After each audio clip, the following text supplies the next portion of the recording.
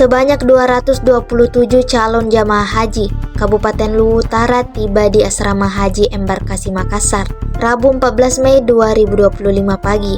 Ketua rombongan 2 Lutra, Kaharudin menyampaikan kalau mereka tergabung dalam kloter 20 bersama 157 jamaah haji Kabupaten Bone. Adapun rincian jamaah dari Lutra ini terdiri atas 85 jamaah laki-laki dan 142 perempuan. Kaharudin menjelaskan kalau mereka berangkat menggunakan 10 bis travel, di mana sebelumnya mereka berkumpul di Masamba. Kemudian menuju Makassar pukul 14.30 waktu Indonesia Tengah pada Selasa 13 Mei 2025 kemarin.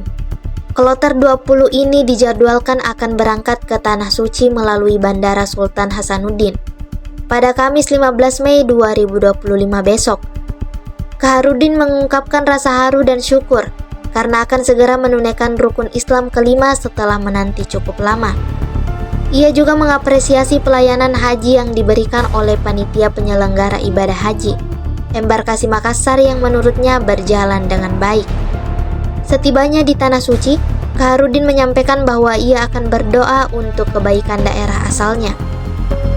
Kami dari rombongan 2 Kabupaten Luwu Utara dengan jumlah jamaah sebanyak 220 orang. Jadi kami berangkat kemarin setelah salat zuhur di jamaah dan salat asar sekitar pukul 2.30 berangkat dari Masamba menuju Makassar.